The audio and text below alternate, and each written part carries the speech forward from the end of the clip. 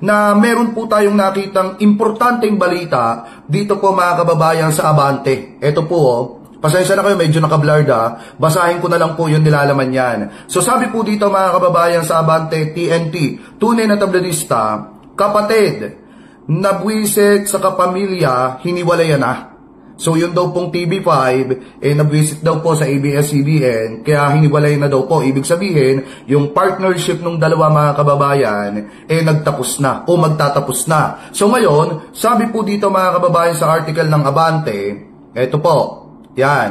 Sabi po dito, opisyal nang iniwan ng TV5, pag-aari ni Manny V. Pangilinan, ang kanilang content partnership sa ABS-CBN. Ayon sa ulat ng bilyonaryo, ang hiwalayan ay natapos umanong paulit-ulit at sadyang magpaliban ng kapamilya sa pagbabayad ng kita na aabot sa 946.16 million pesos mga kababayan. Giit ng TV5, labis itong naapektuhan ang liquidity at kakayahang makapagpatakbo ng kanilang programa.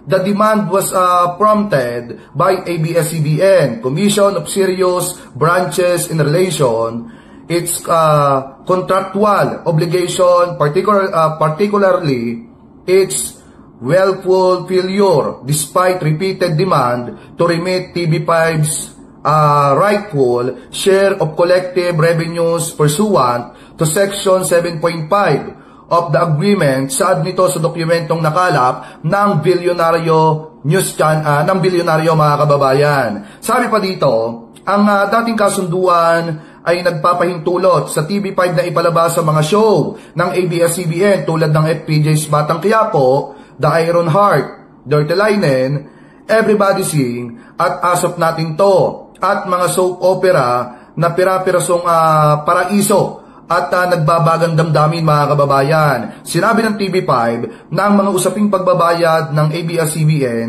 ay flow to delay lamang na nagdulot ng matinding pinsala sa kanilang operasyon.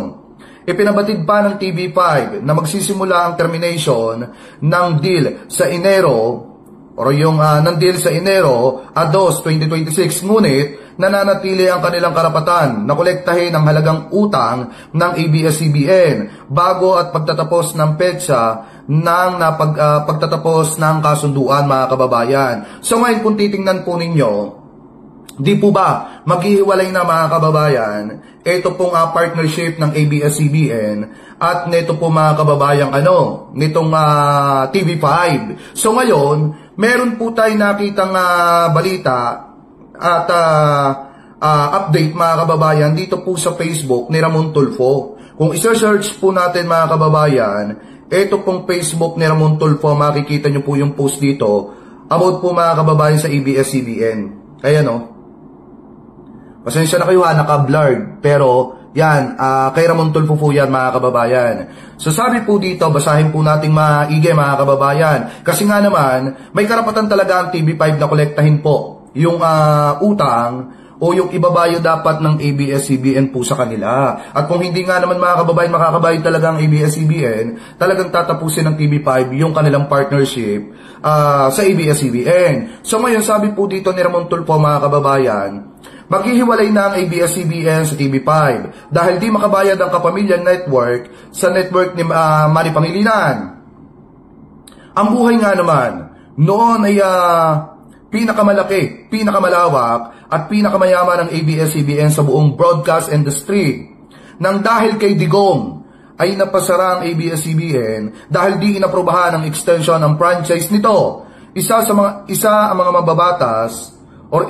mambabatas na nagpasara sa ABS-CBN ay si Rodante Marcoleta mga kababayan. So ngayon, ito yung naging epekto mga kababayan ng pambabraso ni Duterte at neto pong si Marcoleta at nung iba pa mga kongresista na sumuporta para maipasara ito pong ABS-CBN. Kita nyo po ba yung naging epekto mga kababayan? Oo nga, may pananagutan ng ABS-CBN at dapat po sila magbayad ng tax mga kababayan, pero hindi naman po makatarungan na ipasara po ang Kapamilya Network, lalo na at marami po talaga mga individual na nagtatrabaho dyan at yan po yung pinagkukunan ng kanilang hanap buhay mga kababayan. At ang isa pa po dyan, kung iisipin po natin mabuti, nasaan naman ang konsyensya ni dating Pangulong Rodrigo Duterte at na itong sina Marcoleta nung ipasara po nila ang ABS-CBN, mga kababayan.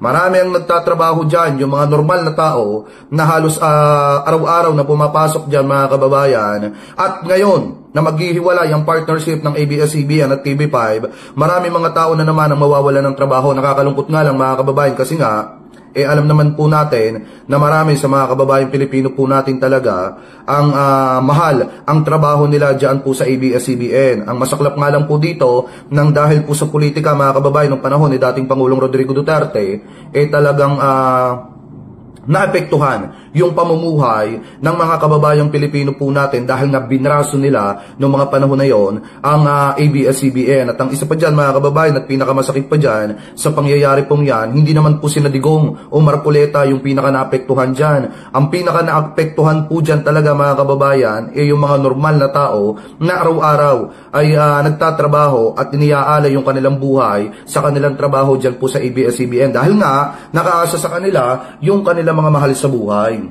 At yung iba pa nga, may mga pinapaaral na anak, yung iba pa nga, mga kababayan, ay may mga sinusustentuhan, at yung iba dyan na kinukuha yung pang-araw-araw po nilang gastusin sa kanilang buhay, mga kababayan. So ngayon, para sa akin, sana yung mga didiset, makita ninyo yung naging epekto sa ABS-CBN ng ginawang pambabraso ng Duterte administration. Kaya nga, wag nilang sabihin, wag sabihin ng mga taga-suporta ni dating Pangulong Duterte na kapag kami nangyayari na paniningil sa pamilya Duterte, political persecution o political persecution, ito pong pamilyang Duterte. Dahil maliwanag naman po, mga kababayan, na ito pong si dating Pangulong Duterte ang talagang na political persecution ng panahon po nila. Talagang pagkalaban sa politika, pag ikaw ay network, laban ka kay Duterte, sarado ka. Pag ikaw ay network na yung manager ay nilalabanan si Duterte, sasampang ka ng iba't ibang klase ng kaso. Pag ikaw ay kalaban sa politika, kakasuhan ka at ibubulo ka sa bilangguan. Pag ikaw ay kalaban sa negosyo ni Gonggong, ang mangyayari dyan, mga kababayan, na pinakamasaklap pa, pinakamahirap pa, talagang babrasuhin ka hanggang sa bawian ka ng buhay. Malas mo nga kung bubuhayin ka pa. Diba? Ganoon po, mga kababayan, sa panahon ni dating Pangulong Rodrigo Duterte. Kaya nga, nakakalungkot lang, mga kababayan, na yung ABS-CBN nga naman, na pinakamayaman, talagang pinakapinagkakatiwalaan ng publiko ng mga panahon na yon, nang dahil lang sa galit ni Duterte, nang dahil lang sa sama ng loob ni Gonggong, binraso po nila at ipinasara po nila, mga kababayan, ang ABS-CBN. So ngayon, mga kababayan, maliwanag naman po ay sa post ni Ramon Tulfo, maghihiwalay na daw ang Kapamilya Network, mga kababayan, at ito daw pong TV5. Dahil nga hindi na po nakakabayad ang ABS-CBN, mga kababayan, ng kanilang obligasyon dyan po, mga kababayan, sa TV5 na nakaka-apekto naman po sa pagtatrabaho, mga kababayan, o sa paggulong ng mga programa dyan po sa TV5, mga operasyon. So ngayon, kung kayong tatanungin, mga kababayan, ano po masasabi ninyo? Hingil po, mga kababayan, dito sa posibleng paghihiwalay ng ABS-CBN at Kapamilya Network dahil ng ABS-CBN at TV5 dahil hindi na po nakakabayad, mga kababayan, ng ang Kapamilya Network, ABS-CBN ng kanilang obligasyon diyan po, mga kababayan, sa TV5. Comment below na lamang po